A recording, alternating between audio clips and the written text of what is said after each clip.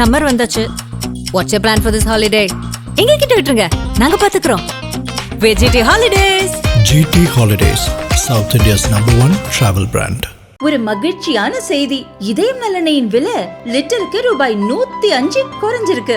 September 2023ல 1 litre இதயம் நல்லெண்ணெயின் அதிகபட்ச விலை ரூபாய் 503. ஆனா இப்ப 1 லிட்டர் இதயம் நல்லெண்ணெயின் விலை ரூபாய் 398 மட்டும்தான் தமிழ்நாட்டுல. அப்ப இனிமே எல்லாரும் இதயம் நல்லெண்ணெய் வாங்கலாம் இல்ல? வணக்கம் சார்.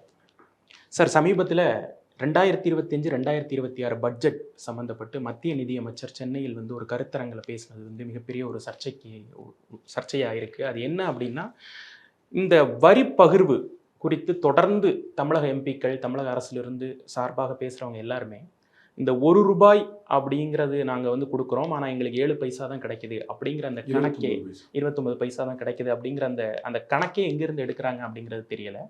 இந்த வாதமே குதர்க்கமானது அப்படிங்கிற ஒரு ஸ்டேட்மெண்ட்டை முன் வச்சிருக்காங்க. இந்த வரி பகிர்வு குறித்த இந்த கருத்தை எப்படி பார்க்குறீங்க? முதல்ல அவங்க சொன்னது தான் ரொம்ப சரியான பாயிண்ட்டு. என்ன கணக்குன்னு, ஒரு டேட்டா நீங்கள் சொன்னீங்கன்னா எங்கேருந்து சொன்னீங்க அப்படிங்கிற நம்ம சொல்லணும். பட்ஜெட்டில் அப்படி போட்டிருக்கிறாங்க அப்படிங்கிற ஒரு பாயிண்ட் எடுக்கலாம், இல்லை மானிய கோரிக்கையில் சொல்லியிருக்கிறாங்க, இல்லை எக்கனாமிக் சர்வேயில் அப்படி இருக்குது அப்படின்னு நம்ம ஏதாவது ஒன்று சொல்லணும். IMF சொல்லியிருக்கு, வேர்ல்டு பேங்க் சொல்லியிருக்குன்னு ஏதாவது ஒரு டேட்டா நீங்கள் காட்டினீங்கன்னா ஓஹோ அப்படின்னு சொல்லலாம். சரிங்களா? இந்தியா வளர்ந்துருக்கா அப்படின்னா வளர்ந்துருக்கு அப்படிங்க எதாவது சொல்லுவீங்கன்னா, IMF சொல்லுது வேர்ல்டுலேயே 70% மேலே ஜிடிபி இருக்கக்கூடிய க்ரோத் இருக்கக்கூடிய நாடு 2 தான். 70% மேலே ஜிடிபி க்ரோத் 2 நாடு தான். ஒன்று சைனா, இன்னொன்று இந்தியா. இவர் சொன்னது IMFனால நம்ம பிஜேபி ஏதோ உள்வேலை பண்ணிட்டாங்கன்னு சொல்ல முடியாதுல்ல. அப்போ அந்த மாதிரி ஒரு டேட்டா யார் சொன்னா அப்படின்னு நம்ம எடுக்கிறோம். அதை மாதிரி இப்போ ₹1 கொடுத்தா 29 பைசா கிடைக்குதுன்னு நம்முடைய துணை முதலமைச்சர் திரு உதயநிதி அவர்கள் தொடர்ந்து போராடம் இருந்தார். நான் 29 பைசா மோடின்னு சொல்ல போகிறேன், 29 பைசா கவர்மெண்ட் சொல்ல போகிறேன்னு சொல்லிச்சுறாரு.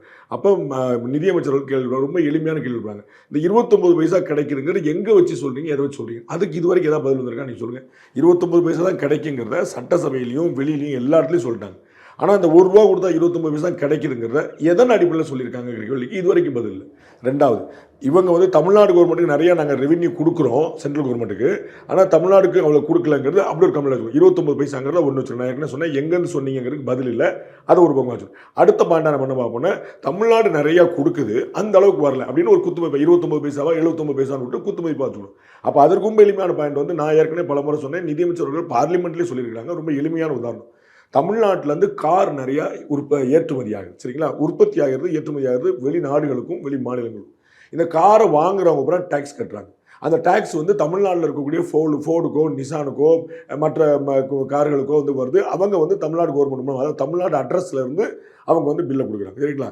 அப்போ உற்பத்தி பண்ணது தமிழ்நாட்டுக்குள்ள, வாங்கினது எல்லாமே தமிழ்நாட்டுக்குள்ளே இருந்துச்சுன்னா, எல்லா காரும் தமிழ்நாட்டுக்குள்ளே விற்குது, ஒரு சைக்கிள் பைக் கூட வெளியே விற்கல, எல்லாம் எல்லாமே தமிழர்களின் காசுன்னு சொல்லலாம். புரியுதுங்களா உங்களுக்கு? ஆனால் வாங்கினது யூபிக்காரன், பீகார்காரன், மத்திய பிரதேசக்காரன், மகாராஷ்டிரக்காரன், ஜார்க்கண்ட்காரன், எல்லா இந்தியாவில் இருக்கக்கூடிய எல்லா மாநிலத்துக்காரனும் இந்த காரை வாங்கியிருக்கான். இன்னும் சொல்ல போனால் வெளிநாடுகளுக்கு போய் இந்த கார் வந்துருக்கு. அப்போ டேக்ஸுங்கிறது தமிழ்நாட்டிலேருந்து ஜென்ரேட் ஆகுது. ஆனால் கட்டுறது யார்? புரியுங்களா? இந்தியா முழுக்க ஒரு மாநிலம்ல. ரெண்டாவது பிரச்சனை புரிஞ்சுதா? மூணாவது, நாங்கள் இதோட கம்மியாக கொடுக்குறாங்க உத்தரப்பிரதேசம் போன்ற மாநிலங்கள், அவங்களுக்கு நிறையா கொடுக்குறீங்கன்னு கம்மி. ஸோ இந்த பர்சன்டேஜ்குள்ளே நான் முதலே காலி பண்ணிட்டேன், அது இல்லை. ஸோ ஒரு அதிகமாக கொடுக்குறாங்கன்னு தமிழ்நாடுக்கு தமிழ்நாடு எவ்வளோ கொடுக்குதோ அதை விட யூபிக்கு அதிகமாக கொடுக்குறாங்க. யூபி அவர்கிட்ட ₹1 கொடுத்தா 1.25 கொடுக்குறாங்க யூபிக்கு. ரைட்டுங்களா? அடுத்து அதை வச்சு பார்ப்போம். நம்ம தமிழ்நாட்டுக்குள்ள அதிகமான வரி உற்பத்தி, பொருளாதாரம் எல்லாத்துலேயுமே பியூட்டிஃபுல்லாக இருக்கக்கூடிய டிஸ்ட்ரிக்ஸ் பார்த்தீங்கன்னா கோயம்புத்தூர், சென்னை, காஞ்சிபுரம், திருவள்ளூர், இப்போ பிரித்ததுனால செங்கல்பட்டு வச்சுக்கோங்க.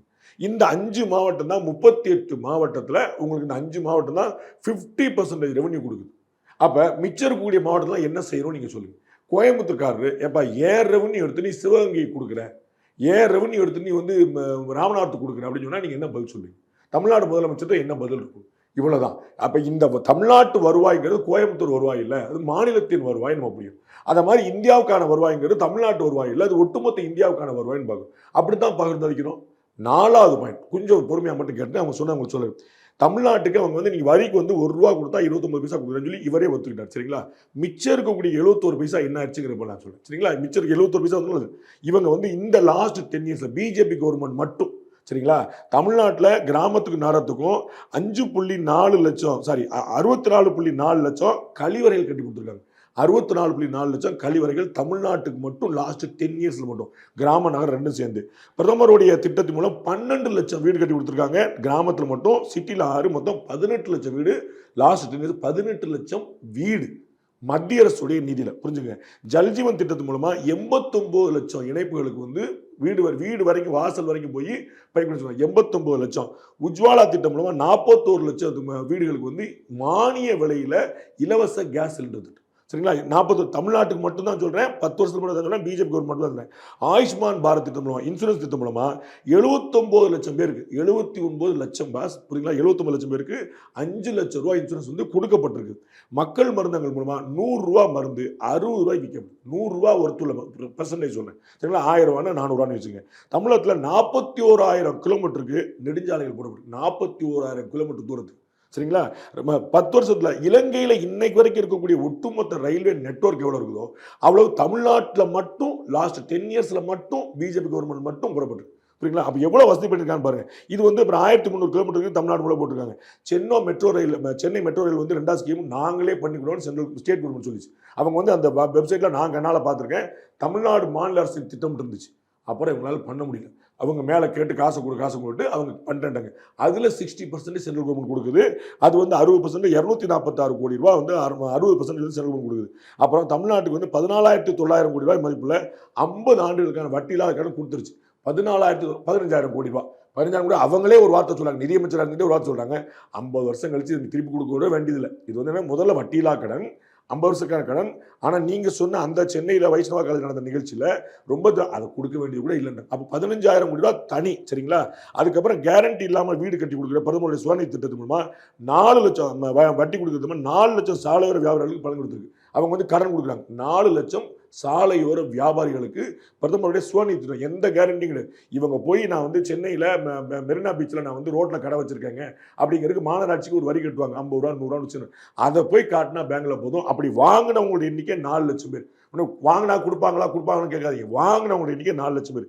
PLI அப்படிங்கிற உற்பத்தி சாரா ஊக்குவிப்பு திட்டத்தின் மூலம் ஆட்டோமொபைல் துறையில் தமிழ்நாட்டில் மட்டும் 49 நிறுவனங்களுக்கு பலன் கிடைக்கும். அப்படின்னா PLI என்ன, சென்ட்ரல் கவர்மெண்ட் அந்த இன்சென்டிவ் வந்து கொடுக்கணும், அந்த காசு வந்து கொடுக்கணும். இது இத்தனையுமே 10 வருஷத்துல சென்ட்ரல் கவர்மெண்ட் தமிழ்நாட்டில் செஞ்சது. முக்கியமான விஷயம், துணை முதலமைச்சர் சொன்ன அந்த 29 பைசால சேராதது. இப்போ நிறைய நான் சொல்ல புரியுதா? அந்த 1 ரூபா கொடுத்தா 29 பைசா வருதா? அதுல சேராம அது 1 ரூபாவோட 29 பைசாங்கிறது வரி பகிர்வு. நான் 100 ரூபா வரியா நான் கேஷா கொடுத்தேன், நீங்க வந்து மிச்சம் எனக்கு 29 ரூபா தான் கொடுத்துருக்கீங்க. சரிங்களா? அந்த 29 அப்படிதான் உண்மை, அப்படியே வச்சுக்கோங்க. எந்த டேட்டாங்கிறதுக்கு ப்ரூஃப் இல்லைங்கிறது ஒண்ணு. அப்படியே வச்சு உண்மை வச்சுக்கோங்க. இப்போ நான் இவ்வளவு ஸ்கீம் சொன்னேன் பாத்தீங்களா? இதெல்லாம் யார் காசு? நான் சொன்ன மத்திய அரசுடைய காசு. மத்திய அரசு காசு எப்படி வரும்? இப்படி மாநிலங்களில் வரக்கூடிய வரி வருவாங்க வரும். அப்ப 29 பைசா நீங்க சொன்ன 100 ரூபா வாங்கி 29 ரூபா திருப்பி கொடுத்துட்டாங்க. அப்ப இவ்வளவு ரூபா கொடுத்தாங்களே, அதெல்லாம் என்ன இருக்கு? 41,000 கிலோமீட்டருக்கு நெடுஞ்சாலைகள் போட்டிருக்காங்க. தமிழ்நாட்டில் தானே. தமிழ்நாட்டில் சாலை வசதி நல்லா இருக்குன்னா அது யாருன்னு பார்க்க வேணுமா? 41,000 கிலோமீட்டர். கற்பனை பண்ணி பார்க்க முடியாதா எவ்வளவு பெருசா இருக்கும்? புரியுதுங்களா? இதெல்லாம் எங்கிருந்து காசு வரும்?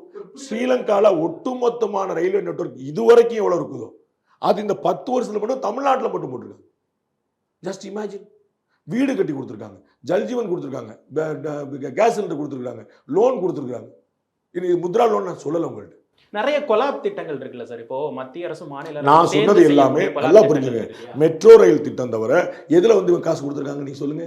நான் உங்களுக்கு மெட்ரோ ரயில விளக்க வேற செஞ்சேன். நானே பண்ணிக்கிறேன்னு சொல்லி சொன்னாங்க, முடியாம சென்ட்ரல் முடிச்சு அதுல 60% சென்ட்ரல் கொடுக்குது. பிரதமருடைய மக்கள் மருந்தகத்தில் ஸ்டேட் கவர்மெண்ட் ரோல் என்ன இருக்கு?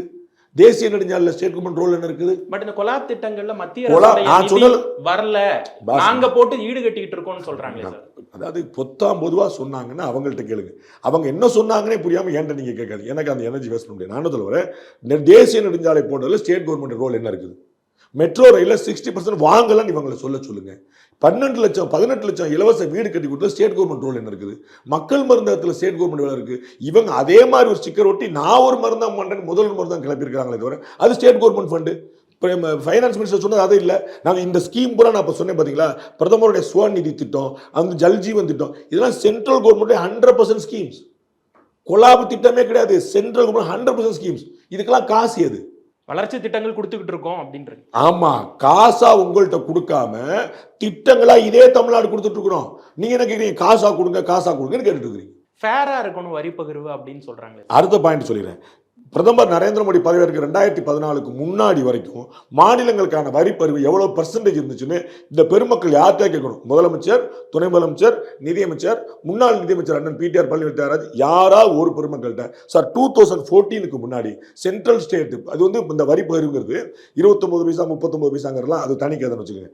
நார்மலாக என்ன பண்ணாங்க, இந்த ஃபைனான்ஸ் கமிஷன்லாம் உட்காந்துட்டு அவங்க என்ன பண்ணாங்க, நீத்தி ஆயோக்னு இப்போ சொல்றாங்க, அந்த ஃபைனான்ஸ் கமிஷன் உட்காந்து ஸ்டேட்டுக்கு வந்து இவ்வளவு கொடுக்குன்னு முடிவு விடுறாங்க. 100 ரூபான்னா மாநிலங்களுக்கு இவ்வளவு, மத்திக்கு இவ்வளவு, ரெண்டு சேர்த்து இவ்வளவு. ஜிஎஸ்டின்னு ஒன்று கேள்விப்பட்டிருக்கீங்களா? ஜிஎஸ்டியில் பார்த்தீங்கன்னா ஜிஎஸ்டியில் ஸ்டேட்டுக்குன்னு தனியாக அப்படியே போயிடும். நீங்கள் ஒரு 18% வாங்குறீங்கன்னா ஒரு பேச்சுக்கு, அதில் வந்து ஒரு 8% ஸ்டேட்டுக்குன்னு போயிடும், ஒரு 8% சென்ட்ரலுக்கு போயிடும், மிச்சம் இருக்கிற பர்சன்ட் ஸ்டேட் சென்ட்ரல் ரெண்டுக்கும் சேர்ந்து கம்பைன் ஆகும். இப்படி அங்கேயே அந்த அமௌண்ட் 3ஆக பிரிஞ்சிடும். புரியுதா நான் சொல்லுது? திருப்பி சொல்லட்டுமா? அதே மாதிரி எல்லா விஷயத்துலையுமே மாநிலங்கள் வரி பகிர்வு கொடுத்துருந்தாங்க. அந்த வரி பகிர்வு எத்தனை பர்சன்டேஜ்னு அந்த நீத்தி ஆயோக்கோ இதுக்கு முன்னாடி ஃபைனான்ஸ் கமிஷனோ நிர்ணயிச்சிருந்தாங்க. அப்படி வந்து திட்ட கமிஷன், பிளானிங், ஃபைனான்ஸ் கமிஷன்ல பிளானிங் கமிஷன், அப்படி முன்னாடி பிளானிங் கமிஷனும் இன்னைக்கு நீதி ஆயோக்கும் சொல்லிட்டு இருக்காங்க. அப்படி இருந்தது முன்னாடி 27லேருந்து 36 வரைக்கும் காங்கிரஸ் பேர்ல வந்துச்சு. இன்னைக்கு 48% போய் நிற்குது. 50% கேட்கிறாரே சார். 51 70 வச்சுக்கோங்க. நேற்று வரைக்கும் எங்க பண்ணிட்டு இருந்தீங்க? நீங்க சென்ட்ரல் கவர்மெண்ட்ல இருந்தீங்களே, அப்ப 50 வாங்குனீங்களான்னு கேக்குது. உங்களுக்கு புரியுங்களா? நீங்க ஆட்சி கையில சாவியை வச்சிருக்கும் என்ன பண்ணீங்க? காலச்சூழல் வந்து மாற மாற எங்களுக்கு 50% கொடுங்க. மாநிலத்தில் ரெக்வஸ்ட் பண்ண வேண்டியது இல்லை சார், உரிமை சார், கிடைக்கும். அது ஒன்றும் குழப்பம். நானே கேட்கிறேன், இதை ஒரு முதலமைச்சராக இருந்தவர் இன்னைக்கு பிரதமராக இருக்கிறார், அவருக்கு தெரிஞ்சிருக்குது. நீங்க முதலமைச்சராக இருந்தீங்க, மத்தியில் ஆட்சியில் பண்ணீங்க. மன்மோகன் சிங் கோபாலபுரம் வீட்டு வாசல்ல வந்து சொன்னார் பிரதமராக இருந்துட்டு, நாங்கள் இவருடைய வழிகாட்டுதல் பேர் தான் நாட்டை நடத்துகிறோம்னாரு கலைஞரை பார்த்து. சரிங்களா? அப்ப நாட்டையே வழி நடத்தக்கூடிய இடத்துல நீங்க என்ன பண்ணீங்கன்னு கேட்குறேன். அதுக்கு பதில் வரும்ல. மும்மொழி கொள்கையாகட்டும், டீலிமிட்டேஷன் எல்லாத்துக்கும் நீ சண்டை போறீங்க. நீங்க அங்க இருந்த போது என்ன பண்ணீங்கன்னு கேக்குது. அப்படிதான் நீங்க தான் இந்த சேனல் ஆங்கராக வந்திருக்கீங்க. அவரை போயிட்டு எடுத்துக்கலாமே, இவரை போயிட்டு எடுத்துக்கலாமே நீங்க சொன்னீங்கன்னா உங்களுக்கு கேட்பாங்கல்ல, தம்பி நம்ம எடுத்துக்கலாம்னு கேட்பாங்கல்ல.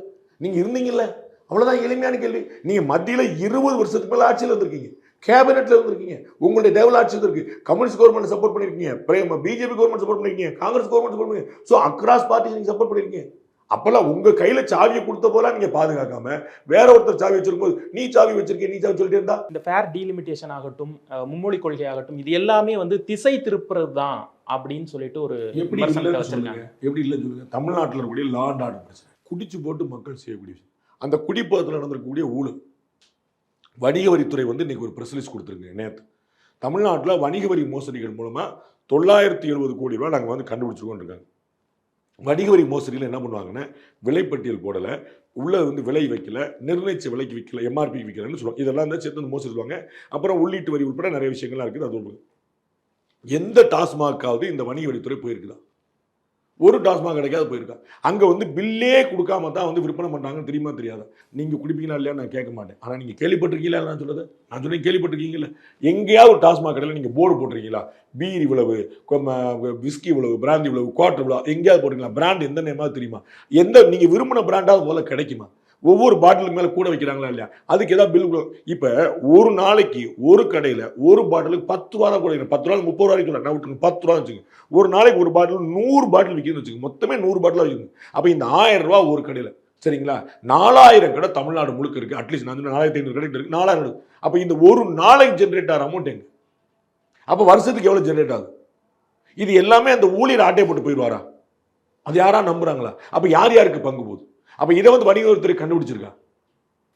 அப்ப நீங்க வந்து இதெல்லாம் பேசக்கூடாது. சட்டம் ஒழுங்கு பத்தி பேசக்கூடாது, கொலைகள் பத்தி பேசக்கூடாது, பாலியல் வன்முறை பத்தி பேசக்கூடாது. அப்ப என்ன செய்யுது? மும்மொழி கொள்கை என்ன பிரச்சனை? யார் உங்களை என்ன தன்னா? அந்த டீலிமிட்டேஷனுக்காக மாநில முதலமைச்சர்களையும் தோழமை இயக்கங்களையும் கூட்டு வச்சு பேசினாங்க. அந்த இடத்துல 7 மொழியில மொழி மாற்றம் நடக்குது. எப்படி நடத்த முடியும்? பஞ்சாபில் எப்படி சார் நீங்க மொழி மாற்றம் பண்ணுவீங்க? பஞ்சாபி தெரியாம ஒரு முதலமைச்சர் தமிழ்ல பேசுறாரு, அதை பின்னாடி உட்கார்ந்து ஒரு சிங்கு வந்து பஞ்சாப்ல மொழிபெயர்க்கிறார். எப்படி தெரியும்? ஹிந்தியில மொழிபெயர்க்கிறாங்க, இங்கிலீஷ்ல மொழிபெயர்க்கிறாங்க, மலையாளத்துல, கன்னடத்துல, தெலுங்குல, ஒடியால எப்படி மொழிபெயர்க்க முடியும்? பிராந்திய மொழிகளுக்கு வந்து இந்த வெயிட்டேஜ் குறைஞ்சிரும் அப்படின்னு சொல்ற ஏற்கிறீங்களா சார்? பிராந்திய மொழிகள், நான் பிராந்திய மொழிகள் தானே வச்சிருந்தீங்க. நான் என்ன சொல்லிட்டு இருக்கேன்? பஞ்சாப் பிராந்திய மொழி இல்லையா? ஒடியா பிராந்திய மொழி இல்லையா? தெலுங்கு, கன்னடம், மலையாளம் பிராந்திய மொழி இல்லையா? அந்த பிராந்திய மொழியில் தான் நீங்க பேசுனீங்க, அதுல தானே டிரான்ஸ்லேட் பண்ணீங்க. அதை தானே சொல்றாங்க. காங்கிரஸ் கட்சியை கூட உட்கார வச்சிருக்காங்க. அந்த கட்சியோடைய ஆட்சியில தான் 2 மொழிக் கொள்கை வந்துச்சு, 2 தேசிய கல்விக் கொள்கை வந்துச்சு. அந்த 2 தேசியமும் ஹிந்தி கம்பல்சன் இருந்துச்சு. இந்திரா காந்தி, ராஜீவ் காந்தி கொண்டு வந்த தேசிய கல்விக் கொள்கை ஹிந்தி கம்பல்சன் இருந்துச்சு. பாரத பிரதமர் நரேந்திர மோடி கொண்டு வந்த தேசிய கல்விக் கொள்கை ஹிந்தின்னு இல்லை.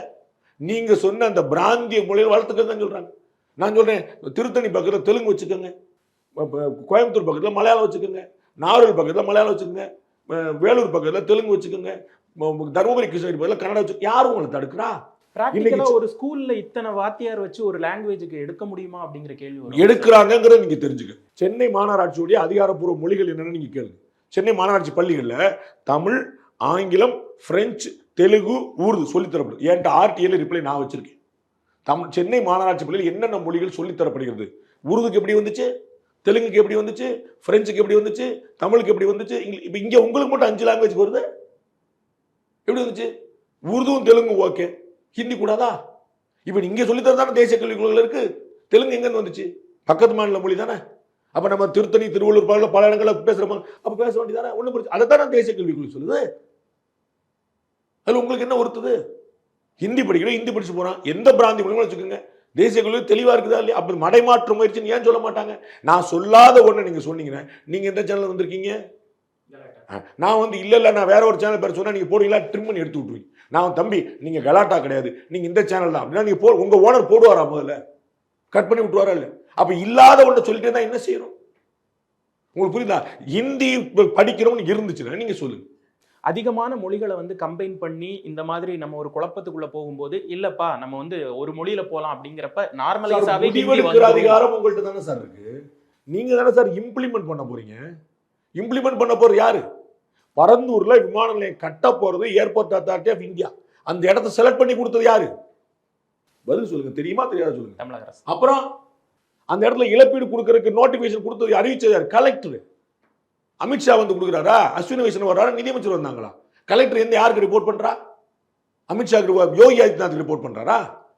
என்ன யாருக்குமே எதுவுமே தெரியாது, தெரிஞ்சிடக்கூடாது முடிவு பண்ணிட்டீங்களா? இம்ப்ளிமெண்டிங் ஆஃபீஸர் நீங்க தானே சார். 3 மொழி கொள்கை வச்சுக்கன்னு சொல்றாங்க. நான் ஏதோ ஒரு மொழி கொள்கை வச்சுக்கிறேன், சந்தோஷமா போச்சு, நான் 3 மொழி வச்சுக்கிறேன், நான் பண்ணிட்டு போறேன். நீங்க தமிழுக்கு தெலுங்கு சொல்லி கொடுங்க போறா. நீங்க திராவிட மாநிலங்கள் தானே சொல்றீங்க. நான் பஞ்சாபி சொல்லி தர மாட்டேன், ஒடியா சொல்லி தர மாட்டேன், குஜராத் சொல்லி தர மாட்டேன், மராட்டி சொல்லி தர மாட்டேன், ஹிந்தி கட்டாயம் சொல்லி தர மாட்டேன். இங்க திராவிட மாநிலம் வச்சுக்கோங்க. உங்களுக்கு தெரியாது, மராட்டி குஜராத் வரைக்கும் திராவிட மாநிலம் போதுங்கிறது தெரியாது, அதை விட்டுருங்க. நான் தமிழ்நாட்டில் சுற்றி மாநிலம் தெலுங்கு சொல்லி கொடுங்க, நம்ம ஆளு காங்கிரஸ்கார் ஆள்றாரு. கன்னடம் சொல்லி கொடுங்க, காங்கிரஸ்கார் ஆள்றாரு. மலையாளம் சொல்லி கொடுங்க, கேரளாக்கார கம்யூனிஸ்ட்கார் ஆள்றாரு. எல்லாம் உங்க கூட்டணி கட்சியா தானே ஆளுது. வாங்கிக்கங்க. அவங்க யாராவது தமிழ் சொல்லி கொடுப்பாங்களான்னு கேளுங்க. புரியுதுங்களா? வந்து உட்கார்ந்தாங்கல்ல எல்லா முதலமைச்சரும், அவங்கள்ட்டப்பா உங்க ஸ்கூல்ல தமிழ் சொல்லி தரலாம் கேளுங்க. அதை செய்ய மாட்டீங்க. நம்ம ஊர்ல செய்ய நீங்க அதை செய்ய மாட்டீங்க. உங்களுக்கு ஹிந்தி வேணுமா ஹிந்தி வச்சுக்கோங்க, தெலுங்கு வேணுமா தெலுங்கு. யார் தடுத்தா? 3 மொழி சார். நீங்க கான்ஸ்டியூஷன் என்ன போட்டுக்கோ அதானே பார்க்கணும், சட்டத்தில் என்ன போட்டுக்கோ அதானே பார்க்கணும், ஜியோல என்ன போட்டுக்கோ அதானே. பேப்பர்ல ரொம்ப தெளிவா போட்டு ஏதேனும் ஒரு இந்திய மொழி, ஹிந்தி மொழின்னு சொன்ன போது பேசாம உட்காந்துக்கிட்டீங்க. அவங்கள பக்கத்தில் உட்கார வச்சிருக்கீங்க. இந்திய மொழின்னு சொன்ன மட்டும் சண்டை போடுறீங்க. அப்ப நீங்க எதுக்கு எல்லாருக்கும் போர்டு இப்படி போட்டீங்க?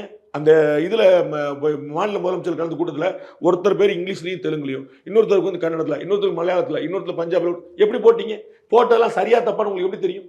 யார் அங்கந்தே கொண்டு வந்துட்டாரா போர்டு? அவரு பஞ்சாப்ல இருந்து வந்து பகவத் மான் சிங் அவரே கொண்டு வந்துட்டாரா? நம்ம தானே போட்டோம். எப்படி தெரியும்? அப்ப நம்ம பஞ்சாபி தெரியாட்டு எப்படி போடுவீங்க? அதைத்தானே தேசிய கல்விக் கொள்கை சொல்லுது. காலப்போக்கில் வந்து போஜ்பூரி அழிஞ்ச மாதிரி தமிழும் அழியிற அபாயம் இருக்கு அப்படின்னு. போஜ்பூரி அழிஞ்சது உங்களுக்கு எப்படி தெரியும்? போஜ்பூரி எந்த மாநிலத்தில் பேசப்படுது சொல்லுங்க. சொல்லுங்க, போஜ்பூரி எந்த மாநிலத்தில் பேசப்படுது சொல்லுங்க. சும்மா நாத்துக்கு வந்துட வேண்டியது. இப்படி போஜ்பூரி பீகார்லயும் யூபிலையும் பேசப்படுது. இன்னைக்கு வரைக்கும் அதிகமாக பேசப்படுது. லாலு பிரசாத் பேசுறது போஜ்பூரி. போஜ்பூரி மிथिलीன் 2 பெரிய ஏரியாங்க. மிथिलाன்னு சொல்லுவாங்க, போஜ்பூரி சொல்லுவாங்க. மைथिलीன்னு ஒரு லாங்குவேஜ், போஜ்பூர்னு ஒரு ஏரியா. போஜ்பூர் ஜில்லால ஏரியாவில் ஃபுல்லாக போஜ்பூரி பேசுவாங்க. மைथिली மிथिलाங்கிற ஏரியாவில் கூட மைथिली பேசுவாங்க. 2 லாங்குவேஜ் இருக்கு. 2 லாங்குவேஜ் லிபி கிடையாது, எழுத்து கிடையாது. போஜ்பூரி அழிஞ்சு போஜ்பூரிக்கான எழுத்தை காட்டுங்க. மாண்புமிகு முதலமைச்சர் எல்லாரும் சொல்றாங்க போஜ்பூரி அழிஞ்சிருச்சு, போஜ்பூரி அழிஞ்சு. போஜ்பூரிக்கான எழுத்தை காட்டுங்க, இருக்குதான்னு. அது ஒரு வட்டார மொழி, அது அந்த பகுதியில் பேசுற மொழி. ஹிந்தி கிடையாது. அது அதுக்கு லிபி காட்ட சொல்லுங்க. இருக்காது எழுத்து வடிவம் காட்ட சொல்லுங்க. மைத்திலிக்கு எழுத்து வடிவம் காட்ட சொல்லுங்க. என்ன நீங்க சொல்லிட்டு இருக்கீங்க? அது அழிஞ்சிருச்சுன்னு. சரி, இன்னொரு விஷயம் சொல்லவா? ஊட்டியில மலைவாழ் மக்கள் பேசக்கூடிய எல்லா மொழியும் காலியாயிருச்சு. அந்த மொழியியல் வல்லுநர் சொல்றாரு தமிழாளன்றார். ஏன்? ஊட்டியில் இருக்கிறவர் நான் பக்கத்தில் இருக்கக்கூடிய படுகா வந்து சிட்டிக்குள்ள வர்றாரு, குன்னூர்ல இருந்து மேலே வர்றாரு, கோத்தக்கூர்ல இருந்து மேலே வர்றாரு, மேல இருந்து கீழே போறாரு, பிள்ளைங்க போறாரு, கோயம்புத்தூர் போறாரு, மேட்டுப்பாளையம் போறாரு. அவர் தமிழ்ல இன்டராக்ட் பண்ணிருக்கு. தமிழ்ல பேசி பேசி பேசி வீட்டுக்குள்ள தமிழ் பேச ஆரம்பிச்சுறாங்க. தமிழ் வந்துருச்சு. அவங்களுடைய தாய்மொழியான பூர்வீக மொழியான படுகல மொழி மூலம் மற்ற மொழியெல்லாம் தோடர் மொழி மூலம் மற்றெல்லாம் காணாம போயிடுச்சு. இது எங்க சேனல்ல போட்டிருக்க, உங்களுக்கு வேணா எடுத்து கொடுக்குறேன். மொழி ஆய்வாளர் சொல்லிருக்க, எங்களுடைய பழங்குடி மக்களுடைய மொழி புறா போயிடுச்சு தமிழாளன்றார். என்ன செய்ய போறீங்க? அந்த மொழியை வளர்க்கறதுக்கான ஏற்பாடு அவங்க பண்ணணும், தமிழை வளர்க்கறதுக்கான ஏற்பாடு நம்ம பண்ணணும், ஹிந்தியை வளர்க்கறதுக்கான ஏற்பாடு அவங்க பண்ணுவாங்க. தமிழை வளர்க்கறதுக்கான ஏற்பாடு என்ன பண்ணிருக்கீங்க சொல்லுங்க? எல்லா ஜீவோவும் தமிழ்ல தான் வருதுன்னு சொல்லுங்க. முதலமைச்சருடைய அறிக்கையை தவிர, மாநில அமைச்சர் பெருமக்களுடைய அறிக்கையை தவிர எந்த ஜீவோ தமிழ்ல பார்த்திருக்கீங்க நீங்க சொல்லுங்க? தமிழை எப்படி வளர்த்தீங்க? மாறாக உள்துறை அமைச்சர் அமித்ஷா சொல்றாரு, டிசம்பர் மாசத்துல இருந்து இந்தியாவில எல்லா மாநிலங்களுக்கும் அந்தந்த மாநில மொழியிலேயே மத்திய அரசு கடிதம் அனுப்பும்ன்றார். எப்படிப்பட்ட முயற்சி அவங்க எடுத்துட்டு இருக்காங்க? 2014 இருந்து இன்னைக்கு வரைக்கும் எத்தனை தேசிய தேர்வுகள் தமிழ் எழுதப்பட ஆரம்பிச்சிருக்கு? இதற்கு முன்னாடி ஒரு சுதந்திர இந்திய வரலாற்றுல இருந்து கிடையாது. அப்போ மும்மொழி கொள்கை அப்படின்னு சொல்லிட்டு இந்த எதிர்ப்பு இது எல்லாமே திமுக அரசியலுக்காக பண்றது அப்படின்னு நீங்க சொல்ல வரீங்க? மத்திய நிதியமைச்சர் ரொம்ப தெளிவா சொல்லிருக்காங்க, இந்த ஊர் பிரச்சனையை பேசக்கூடாது, உள்ளூர்ல என்ன நடக்குன்னு பேசக்கூடாது. ஒன்னா அதிமுக என்ன சண்டை நடக்கு, செங்கோட்டை என்ன செய்வாரு, இபிஎஸ் ஓபிஎஸ் ஒண்ணு சேருவாங்க, இதை பேசிட்டே இருக்கணும். இங்க பேசுறதுக்கு ஒண்ணும் இல்லையா, டபக்குன்னு ஓடி போயிட்டு உத்தரப்பிரதேசல இருந்து அராஜகம் கிளம்பிடணும். இல்ல அதுவும் கிடைக்கலையா, அப்ப வந்து மத்திய அரசுடைய மும்மொழி கொள்கை. நான் மும்மொழி கொள்கை சண்டைக்கு போவோம். டாக்டர் தமிழிசை ரொம்ப தெளிவா சொல்றாங்க, மத்திய அரசு இந்தியை திணிச்சா நாங்களே எதிர்ப்போம்ட்டாங்க. இதுக்கு மேல ஒரு ஸ்டேட்மெண்ட் உங்களுக்கு வேணுமா? மத்திய அரசு இந்தியை திணித்தா நாங்களே எதிர்ப்போம்னு பிஜேபியோடைய முன்னாள் மாநில தலைவர் 2 மாநிலங்களுடைய ஆளுநர் சொல்லிட்டாங்க. எங்க திணிச்சிருக்கு நீங்க ப்ரூவ் பண்ணும்ல. சமீபத்தில் பாராளுமன்றத்தில் வந்து நிர்மலா சீதாராமன் மேம் பேசும்போது இந்த தமிழ் படித்தா பிச்சை கூட எடுக்க முடியாது அப்படிங்கிற ஒரு வேர்டை வந்து கோட் பண்ணாங்க அப்படின்னு சொல்லிட்டு கனிமொழி மேம் வந்து அது ஒரு எதிர்ப்பு குரல் வந்து ட்விட்டரில் பதிவு பண்ணியிருக்காங்க. இதெல்லாம் எப்படி சார்? இது நான் அந்த மாதிரி வார்த்தையை சொன்னாங்களான்னு பார்க்கல, நீங்கள் காட்டுங்க, நான் பார்த்துட்டு சொல்கிறேன். நீங்கள் எனக்கு காட்டிருங்க, நீங்கள் எடுத்து காட்டுங்க, நான் பார்க்குறேன். ஒன்றுடுமா ஆக்சுவலி இன்னொருத்தர் கோட் பண்ணதை வந்து சொல்லி அதை எடுத்து பேசுகிறாங்க. ஆமாம், அப்போ அதுக்கு அது நீங்கள் படிக்க நான் சொல்கிறேன் உங்களுக்கு. நீங்கள் கேள்வி முழுமையாக கேட்கணும்ல, பாதி கேட்டு அந்த மாதிரி சொன்ன மாதிரி ஆயிடக்கூடாதுல்ல. ஒருத்தரை கோட் பண்றதுக்கும் நான் சொல்றது வித்தியாசம் இல்லையா? கண்டிப்பா. தமிழ் மொழி 3000 இருந்து 4000 ஆண்டுகளுக்கு முந்தி ஏற்பட்ட மொழி என்பதை தமிழன் பெருமைக்கு ஒரு சாதனமாய் கொண்டு பேசுகிறார்கள். நானும் தமிழ் காட்டுமிராண்டி மொழி என்பதற்கு அதையே தான் முக்கியமாக காரணமாக சொல்கிறேன். அன்றைய இருந்த மக்களின் நிலை என்ன? அவன் சிவனாகட்டும், அகஸ்தியனாகட்டும், பாணினியாகட்டும் மற்றும் எவன்தான் ஆகட்டும், இவங்களை பற்றி தெரிந்து கொள்ள உனக்கு புத்தி இல்லாவிட்டால் நீ தமிழை பற்றி பேசும் தகுதி உடையவனா? உனக்கு வாய் இருக்கிறதா? Sir, the brief summary translation of this is, he says, யார் சொன்னது தெரியுமா உங்களுக்கு? ஒரு பொயட் சொன்னதை அவங்க வந்து நோட் பண்றாங்க. பெரியார் சொன்னதுங்க. அதே தான் 100 இயர்ஸ் முன்னாடின்னு சொல்றாங்க. என்னங்க நீங்க சொல்றீங்க? அவர் யார் சொன்னாலும் கோட் பண்ண நல்லா பாருங்க. அவர் யாரை கோட் பண்றாங்க? நிதியமைச்சர். அது முதல்ல பெரியாருடைய அந்த நாடாளுமன்றத்துல காட்டுமிராண்டி பாஷைன்னு சொன்னாங்க இல்லையா, அந்த பெரியார் வந்து சொன்னதை வந்து சொல்லியிருக்காங்க இல்லையா, அதை தான் ஏளனமா வந்து இப்ப நிதியமைச்சர் நிர்மலா சீதாராமன் பேசுறதா போட்டீங்க. நிர்மலா சீதாராமன் என்ன சொல்ற, யாரை கோட் பண்றாங்கன்னு முதல்ல சொல்லுங்க. பெரியார் வந்து கோட் பண்ணி பெரியார் என்ன சொல்லியிருக்கிறாரு? காட்டுமிராண்டில 3000-4000 வருஷம் பழசுன்றாங்க, அதனால தாண்டா நான் காட்டுமிராண்டி மொழினே சொல்றேன். புரிஞ்சுச்சா? இப்போ உங்க கேள்வி என்ன? இப்போ கனிமொழி மேம் வந்து இந்த மாதிரி தமிழ்நாட்டையும் ஏளனமா பேசுறது. யார் ஏளனமா பேசுனா? நிர்மலா சீதாராமன் பேசுனதா சொல்றாங்க. எப்படி? நிர்மலா சீதாராமன் எங்க பேசுறாங்க? பெரியார மேற்கோள் காட்டினா நிர்மலா சீதாராமன் ஏளனமா பேசுவாங்க? யார் சொன்னாங்களோ அவங்கள சொல்லாம, சார் அங்க ஒரு கொலை நடந்துருச்சு, நான் போய் சொல்றேன், நீ பிடிச்சி உள்ள வாடா சொல்லுவீங்களா? கொலை நடந்ததுன்னு அங்க பண்ணிருக்கான் ஒருத்தன், அதை வெளிப்படுத்தி காட்டியவன் நான். நீங்க என்ன செய்யணும்? கொலை செய்தவனை பிடிக்கணுமா, கொலை செய்தது சொன்னவனை பிடிக்கணுமா? பதில் சொல்லுங்க சார். ஏன்னா இது மாதிரியான பதில் சொல்லுங்க சார். கொலை நடந்தது, அதை ஒருத்தன் சாட்சி சொல்றான், நீங்க யாரை பிடிக்கணும்? கொலைகாரனை தான் பிடிக்கணும். அவங்க என்ன சொல்றாங்க? பெரியார் தமிழை பற்றி இப்படி எல்லாம் சொல்கிறாங்க. நீங்க என்ன சம்பந்தமா, நீங்க என்ன கேள்வி முதல்ல வச்சீங்க? தமிழ் பேசினா பிச்சை கூட எடுக்க முடியாதுன்னு சொன்னாங்க. நீங்க காட்டுங்க. நீங்க என்ன வேற காட்டிட்டு இருக்கீங்க? இதுல அதுலயே இருக்கு சார், காட்டுங்க. இங்க பாருங்க, நீங்க சொன்னது ஒண்ணு, காட்டுறது வேற. Language. This elderly man says who they worship every morning, afternoon, evening. I'm not even taking his name.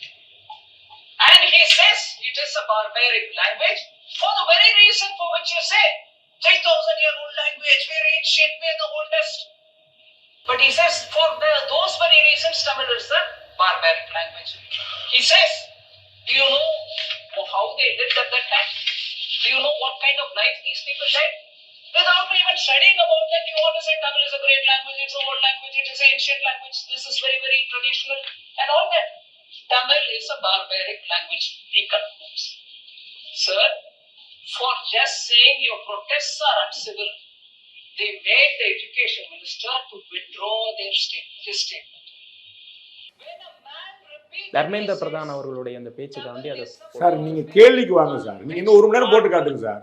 நான் ஃபுல்லாக கேட்குறேன், எனக்கு ஒன்றும் பிரச்சனை இல்லை. He says, தமிழ் படித்தால்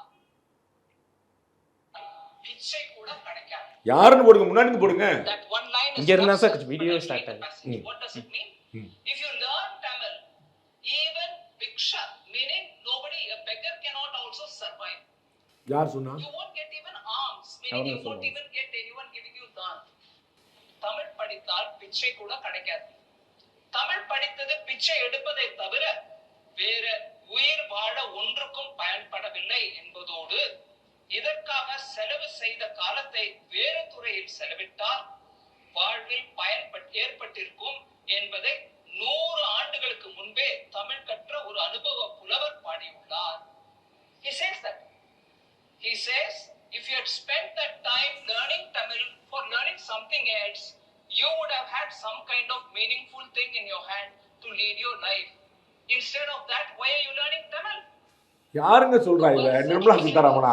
நிர்மலா சீதாராமன் வந்து அதை கோட் பண்ணி சொல்றாங்க. இது இவ்வளவு நேரம் விடிய தானங்க சொல்லிட்டு இருக்கிறேன் நானு. அதான் அப்ப சார் சொன்னவரை நீங்க கேட்காம இப்படி சொல்லிருக்காருன்னு எடுத்து சொன்னா கேட்டுட்டு இருக்கீங்க. நானும் நீங்க ஏதோ புதுசா கண்டுபிடிச்சு சொல்ல போறீங்கன்னு பாத்துக்கிட்டே இருக்கேன். இல்ல சார் போடுவீங்கல்ல, போடுவோம் எல்லாம் போடுவீங்க. நீங்க காட்ட அப்புறம் முடிச்சுட்டு போயிருவீங்களா? இல்ல போடுவோம். நீங்க இவ்வளவு நேரம் நானும் உட்கார்ந்துட்டு ஏதோ சொல்ல போறீங்க சொல்லி பாத்துக்கிட்டே உட்கார்ந்துருக்கேன். உங்க முகத்தை இல்ல சார் யாரும் நான் தான் உங்களுக்கு தெளிவா சொன்னேன். கொலை பண்ணாரு ஒருத்தர், அதை எக்ஸ்போஸ் பண்ணாரு நிதியமைச்சர். நீங்க யார் மேல பாஞ்சிட்டு இருக்கிறீங்க? இப்படி பிச்சை எடுக்க கூட முடியாது, பார்பாரிக் லாங்குவேஜ், காட்டுமிராண்டித்தனம், சிவன் அவன் இவன் இவனை பத்திலாம் பேச முடியாது சொன்னது யாரு? இப்படிலாம் சொல்லியிருக்காங்க சார் நம்ம லாங்குவேஜை பத்தி தமிழச்சியாக ஒரு நிர்மலா சீதாராமன் சொல்லிட்டு இருக்காங்க. நீங்க இப்படி சொல்றாங்களேன்னு கேட்குறீங்க, கனிமொழி சொல்லியிருக்காங்கன்னு கேட்குறீங்க. எனக்கு ஒன்றும் புரியல. மன்னிப்பு கேட்கணும், யார்கிட்ட மன்னிப்பு, எதுக்கு மன்னிப்பு கேட்க வேண்டியது போல யாரு? தமிழை பற்றி பேசியவரா மற்றவரா? எனக்கு புரியலையே. 1 or 2 கம்பராமாயணத்தை பத்தி என்ன சொல்லியிருக்காரு, சிலப்பதிகாரம் பத்தி சொல்லியிருக்காரு, திருக்குறள் பத்தி சொல்லியிருக்காரு. திருக்குறளை உலக பொதுமைன்னு சொல்றோமா இல்லையா?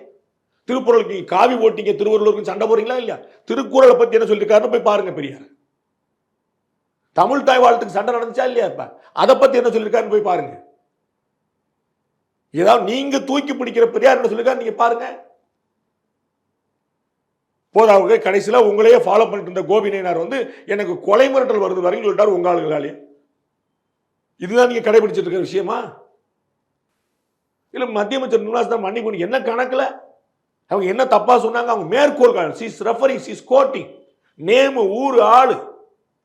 ஆனா கனிமொழி அவர்களுடைய ரீசன்ட் பதிவு அப்படி இல்லையே சார். நீங்க கனிமொழி அவர்களால கேட்கணும். கனிமொழி பதிவு அதையும் ஓபன் பண்ணுங்க, அதையும் படிச்சு சொல்லிடுவோம். அதுல என்ன சொல்லிருக்கான்னு சொல்லுங்க. அதாவது தமிழர்களையும் தமிழ்நாட்டையும் வந்து ஏளனமாக வந்து பேசுறாங்க. இதைத்தான் வந்து நாங்க காலங்காலமா எதிர்த்து போராடிக்கிட்டு இருக்கோம். ஏளனமாக பேசுனது யாரு அப்படின்னு கீழே கமெண்ட்ல போய் கேளுங்க. கீழே கமெண்ட்ல கேட்டுருங்க, நீங்க ஏளனமாக பேசுனது யாரு அப்படின்னு கேட்டுருங்க. பெரியார் என்னென்ன பேசணுங்கிற அவ்வளவு தெளிவா சொல்றாங்க. இது பேசுனது பெரியார்னு உலகத்துக்கே தெரியும். தமிழில் ஏளனமா பேசுறாங்க, நீங்க பெரியாரால கேட்கணும். ஒரு சந்தர்ப்பத்தில் இல்லை, 2 சந்தர்ப்பத்தில் இல்லை, 100 சந்தர்ப்பத்தில் தமிழை வந்து இழிவுபடுத்துறாரு பெரியார். 100 சந்தர்ப்பத்தில். ஹிந்தி எதிர்ப்பு பத்தி பேசும்போது அவர் சொல்றாரு, நான் இங்கிலீஷ் வேண்டாம், ஹிந்தி எதிர்ப்பு, நானும் ஹிந்தி எதிர்க்கிறேன். ஹிந்தி எதிர்க்கிறது காரணம் தமிழ் வரணுங்கிறக்கா இல்லைன்றார். புரியுதுங்களா உங்களுக்கு? நான் ஹிந்தி இருக்கிற காரணமே இங்கிலீஷ்ல பேசணுங்கிறக்கா சொல்லிட்டு இருக்கேன், நீ ஹிந்தி எடுத்து தமிழை கொண்டு வர சொல்றியான்றார். Coming to delimitation sir, fair வேற டீலிமிட்டேஷன் எங்க போகுது? அங்கதான் போயாகணும். நம்ம வந்து ஐயோ இப்படி சொல்லிட்டீங்களே, நம்ம அப்படியே விட்டு இப்படிப்பா ஜம்ப் பண்ணி சார், வாங்க கவர்மெண்ட் மாதிரி நீங்க செயல்படுங்க, நம்ம பேசுவோம். Coming to fair delimitation sir. இப்போ ஃபேர் டீலிமிட்டேஷன் கேட்கறதே தப்பா அப்படிங்கிற ஒரு விமர்சனத்தை வைக்கிறாங்களே சார் திமுக. நீங்க இன்னும் வேலைக்கு அப்ளை பண்ணல, எனக்கு சம்பளம் எவ்வளோன்னு சொல்லுன்னு முதல்ல அப்ளிகேஷனை போடுங்க, இன்டர்வியூ அட்டன் பண்ணுங்க, வேலை உறுதியாகட்டும், அதுக்கப்புறம் சம்பளம் பேசுவோம். பிடிச்சிருந்தா பாருங்க, பிடிக்காட்டி போகும். டீலிமிட்டேஷன் எங்க நடந்துருச்சு அப்படின்னு ஃபேர் டீலிமிட்டேஷன் கேட்குறீங்க. டீலிமிட்டேஷன் ஒன்று நடந்தா தானே ஃபேர் டீலிமிட்டேஷன் சொல்லணும். சரிங்களா? அதிகாரம்னு ஒன்று வந்தா தானே பகிர்ந்தளிக்கிற பத்தி பேசணும். சென்ட்ரல் கவர்மெண்ட்டுக்கு அதிகாரம் இருக்குது, ஸ்டேட் கவர்மெண்ட்டுக்கு அதிகாரம் இருக்குது, நீங்க பகிர்ந்தளிக்க சொல்லி சண்டை போடுறீங்க. பியூட்டிஃபுல். அப்ப அதிகாரம்னு ஒன்று இருக்க போய் தானே டீலிமிட்டேஷன் எங்க இருக்கு காட்டுங்க. யார் என்ன தரவு கொடுத்துருக்கா சொல்லுங்க. பிரைம் மினிஸ்டர் என்ன சொல்லியிருக்காரு, அமித்ஷா என்ன சொல்லியிருக்காரு, மத்திய அரசு என்ன சொல்லியிருக்கு, உங்கள்ட்ட ஏதாவது பேப்பர் காட்டுங்க.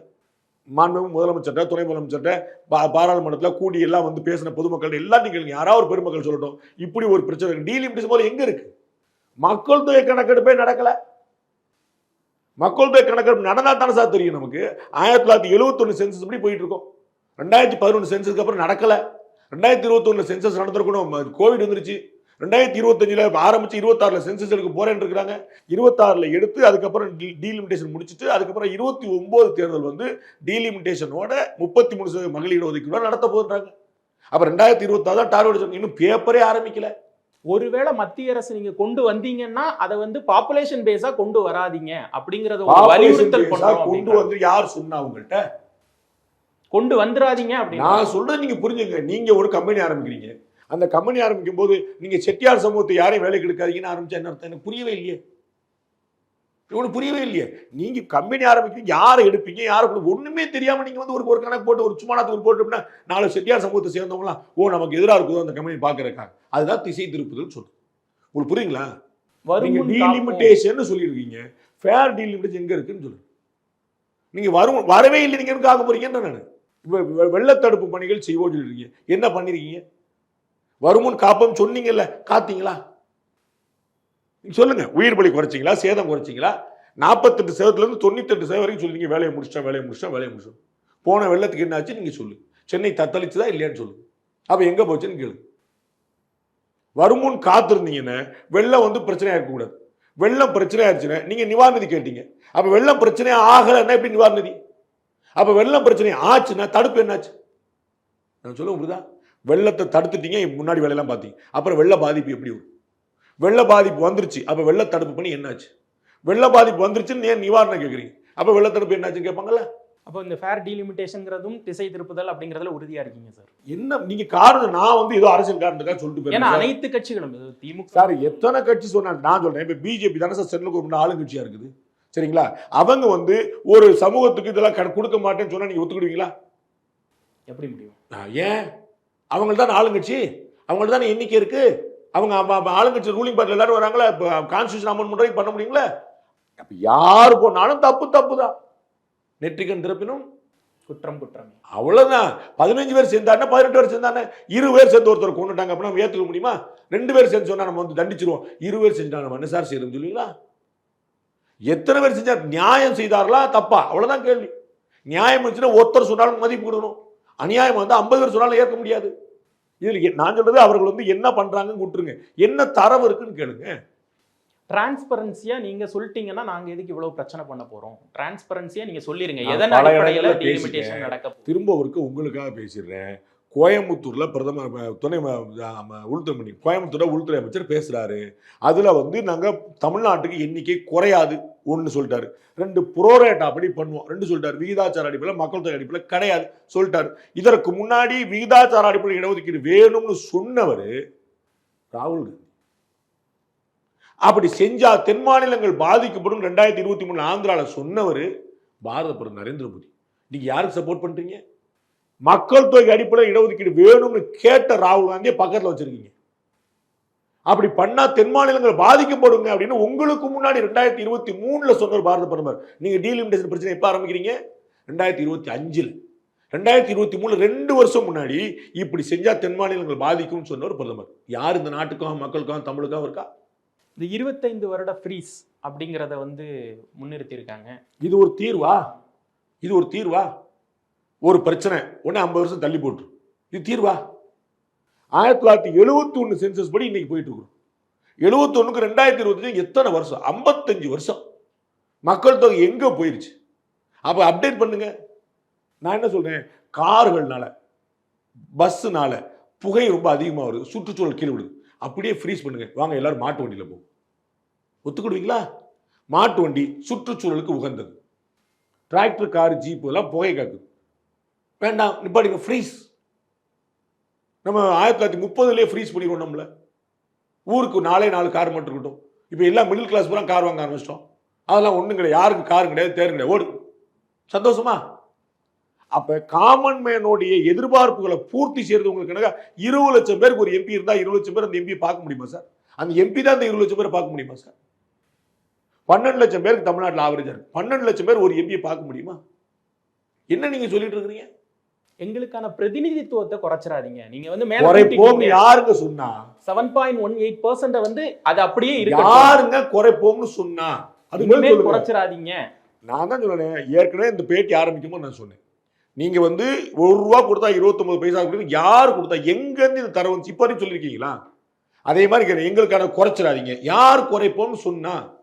நடக்கவே இல்லை. ஆனா வந்து இவங்க வந்து நடக்கவே இல்லை, நடக்க போறது இல்லைன்னு 2 பேரும் சொல்லிட்டாங்க. யார் சொல்லியிருக்கா? பிரதமரும் உள்துறை அமைச்சரும். அவங்களோட உங்களுக்கு ஏதாவது தரவுகள் இருக்குதா? அவங்களோட உங்கள்கிட்ட ஏதாவது இன்புட் இருக்குதா? அவங்கள்ட்ட தான் நீங்க கேட்டீங்க. ஒருத்தர் 2 வருஷம் முன்னாடி சொல்லிட்டாரு, ஒருத்தர் 2 மாசம் முன்னாடி சொல்லிட்டு அப்புறம் பிரச்சனை கிளப்புறீங்கன்னு. நோக்கம் திசை திருப்பதா வேற ஏதாவது? ஃபேர் டீலிமிட்டேஷன் அப்படிங்கிறது வந்து ஒட்டுமொத்தமாக அரசியலுக்காக வந்து திமுக பண்றது அப்படின்னு எடுத்துக்கலாம். இன்னைக்கு நாளைக்கு டீலிமிட்டேஷன் வரட்டும், மத்திய அரசு தப்பு செய்யட்டும், நானும் உங்க கூட உட்காந்து ஆர்ப்பாட்டம் பண்றேன். சரியா பண்ணிச்சுன்னா நீங்க என்ன சொல்வீங்கன்னு சொல்லணும். அதாங்க சரியா பண்றது வந்து இப்பவே ஓப்பனா ஒரு பாலிசி மாதிரி போட்டு இல்ல ஏதோ ஒரு வகையில எங்களுக்கு அறிவிச்சிருக்கீங்க. பண்ணுவாங்கலங்க, பண்ணாம பண்ணுமா? எம்பி பண்ணாமலா செய்வாங்க? ஏங்க, ஒரே நாடு ஒரே தேர்தல் அறிவிச்சாங்களா?